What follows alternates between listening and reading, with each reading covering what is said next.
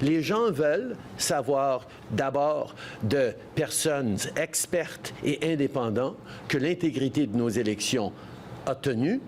Ils veulent savoir que les différents partis politiques vont pouvoir mettre au défi nos systèmes de renseignement pour assurer qu'ils sont en train de faire tout ce qui est nécessaire. Ils veulent aussi voir publiquement ces gens questionner et répondre à des questions précises sur l'ingérence chinoise et comment on est en train de répondre. Or, on a en place actuellement des mécanismes qui font exactement ça. Justin Trudeau, sur ce que les Canadiens réclament face aux allégations de tentatives d'ingérence étrangère aux élections de 2019 et de 2021. Le sujet a dominé cette semaine de pause parlementaire à Ottawa. Le premier ministre a-t-il été rassurant? Voyons voir ce qu'en pensent mes collaborateurs. Alec et Chantal sont absents cette semaine. Se joignent à nous Fanny Olivier, affectatrice parlementaire de Radio-Canada à Ottawa, Althia Raj, chroniqueuse au Toronto Star. Et vous le connaissez, il est avec nous chaque semaine, Michel Séauger, chroniqueur politique à Radio-Canada et à la presse. Bonjour à vous trois. Bonjour. Bonjour. Je vais commencer avec vous.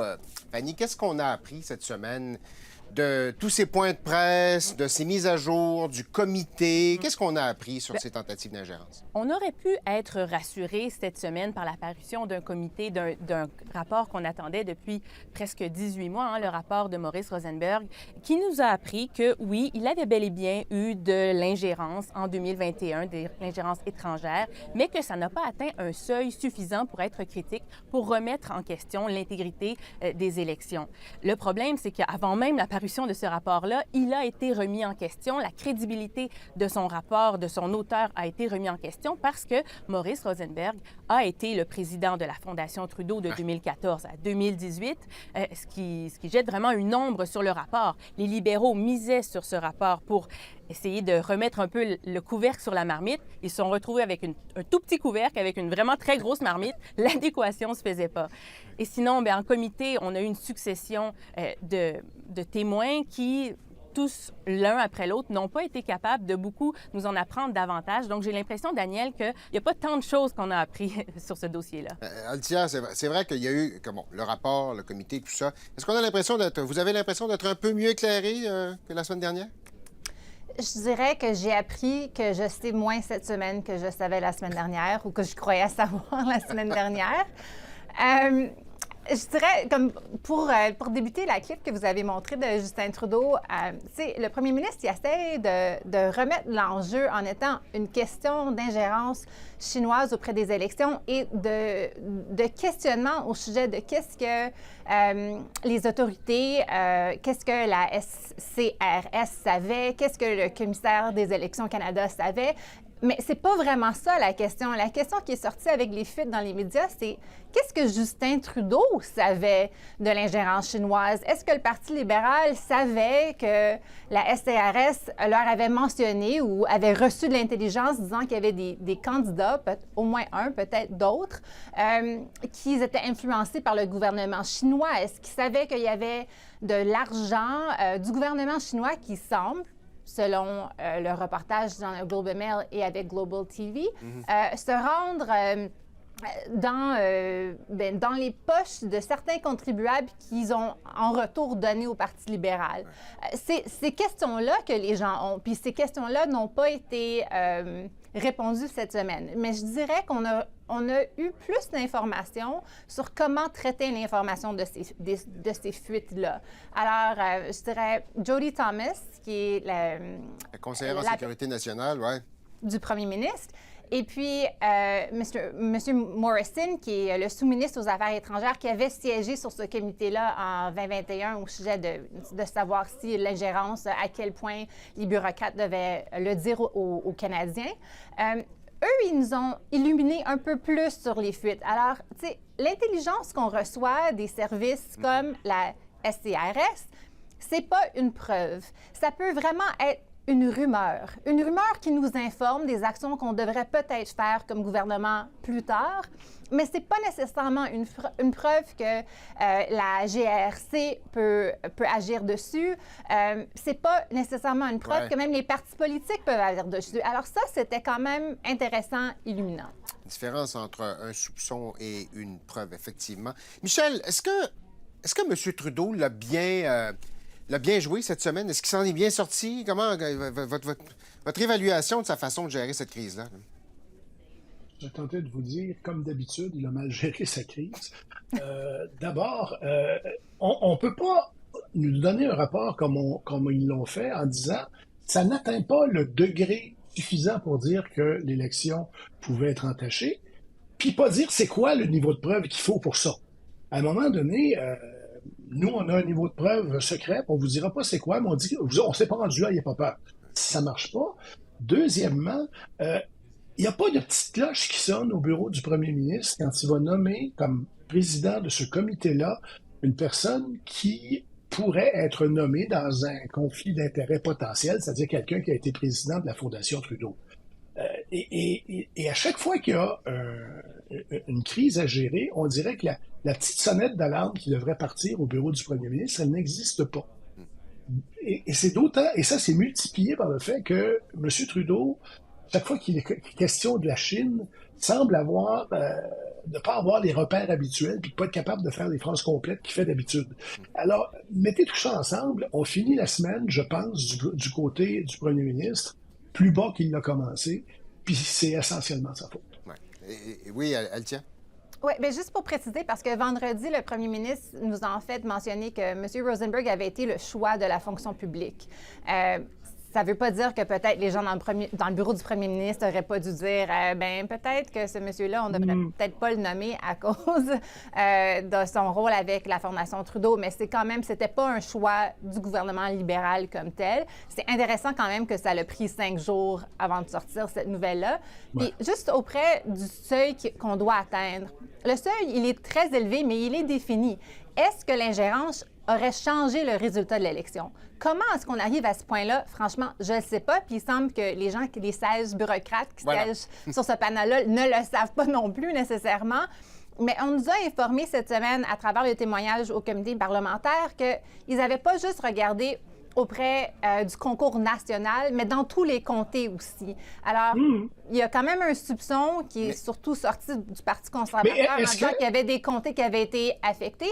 Mais là, on nous dit, M. Morrison a témoigné que eux, ils ne croient pas qu'il y a un concours à travers le pays qui a été affecté, que si le gouvernement chinois n'aurait pas agi, ça leur aurait fait une différence, exactement. Michel? Mais est-ce qu'on s'attend à ce que le gouvernement chinois gagne et soit capable de effectivement influencer une élection, ou si influence étrangère, c'est zéro et on n'accepte pas qu'il y en ait? C'est ça aussi le critère. Il y a eu 9, 10, 11 députés qui ont vu de l'influence chinoise dans leur comté. C'est troublant. Et est-ce qu'on a besoin de dire, moi, j'aurais perdu mon élection, j'aurais gagné mon élection si ça n'avait pas été ça? Ça ne devrait pas être le critère. Non. L'autre élément dont on a beaucoup parlé cette semaine, Fanny, c'est l'idée d'une enquête publique. Tout le monde a l'air de vouloir une enquête publique à Ottawa, sauf le gouvernement libéral. Qu'est-ce que vous comprenez de tout ça? Écoutez, la commission Rouleau, qui était une enquête publique, nous a quand même prouvé que même si certaines informations restaient secrètes, même si des documents restaient classifiés, on en a quand même appris beaucoup. Ça a quand même permis de jeter la lumière, de vraiment révéler comment s'est passée toute cette période du convoi des camionneurs. Donc, ça nous a fait la preuve qu'on peut quand même apprendre des choses. À ce point-ci, même si le public n'aurait pas accès aux documents classifiés, le juge, lui, ou le commissaire indépendant, lui, pourrait y avoir accès, étudier les documents et ensuite venir nous en parler et jeter un peu son regard sur ce qu'il a pu voir. À ce point-ci, le problème, c'est que les gens perdent complètement confiance en ce processus électoral. Il y a un sondage, pas plus tard que cette semaine, qui révélait que pas moins de 23 % des Canadiens pensent que l'élection a été volée par la Chine. C'est pas rien, c'est près d'un quart des Canadiens, d'un quart des répondants.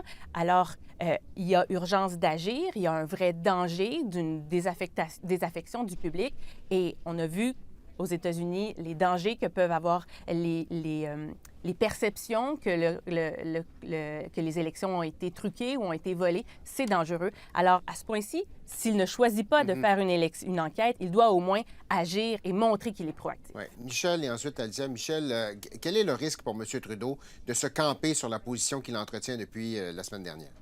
Michel. Souvenez-vous du scandale des commandites. Il n'était pas question que le gouvernement libéral instaure une commission d'enquête là-dessus. On avait tous les renseignements dont on avait besoin. Et bon, ça a pris un remplacement de premier ministre. On me disait, mais à un moment donné, Paul Martin, qui savait très bien ce qui allait arriver s'il créait la commission Gomery, a été obligé de la créer quand même. Alors, actuellement, le feu est sous la marmite, là. Combien de temps ça va prendre avant qu'elle soit à ébullition, on verra. Mais quand tous les partis d'opposition, quand à peu près toutes les pages éditoriales de journaux canadiens que j'ai pu lire disent qu'il faut une enquête publique là-dessus, ça commence à faire pas mal de pression. On verra jusqu'où ça aboutira, mais à un moment donné, il est probable qu'on se retrouve avec une commission. Elle tient en quelques secondes, parce que je veux passer à l'autre sujet, mais en quelques secondes, est-ce que le gouvernement peut tenir ce point de vue-là très longtemps? Non. Ils doivent faire quelque chose. On voit aussi les conservateurs qui sont en train de suggérer que M. Trudeau est dans la poche du gouvernement chinois, puis ça fait une décennie. Que ce soit une enquête publique ou que ce soit peut-être une enquête que le comité de parlementaires, il y a comme un comité avec des représentants de tous les partis qui siègent, qui ont une cote de sécurité très élevée, qui peuvent recevoir des documents. Mais M. Trudeau, le plus long qu'il décide de rien faire et de répondre la même chose, il a de l'air comme s'il y a quelque chose à cacher. Alors oui, il doit agir. Donc, ça prend quelque chose. Bon, l'autre truc dont on a beaucoup parlé cette semaine, c'est cette rencontre de 3 députés conservateurs avec la controversée députée allemande Christine Anderson. Bon, Michel, on connaît Mme Anderson, on connaît les idées qu'elle a mises de l'avant. M. Poilievre a pris ses distances, a dit « Ah, mais mes députés, ils ne savaient pas tellement, ils ne savaient pas vraiment ce qui se passait, c'était qui, elle. Ça tient la route, ça, cette excuse-là? » Ça tient de la route dans une seule circonstance, c'est-à-dire que quand le téléphone de ces députés-là ont été utilisés pour enlever TikTok, ils ont aussi enlevé Google. Parce que ça prend pas... Une personne qui est dans la vie publique... on peut facilement trouver qui c'est, un peu quel est son curriculum vitae. Ça prend très exactement des millisecondes. Alors, à un moment donné, dire « Ah non, je ne le savais pas », dans la liste des excuses, là, c'est juste après le chien a mangé mon devoir. Ça ne tient pas la route, ça n'a pas de sens.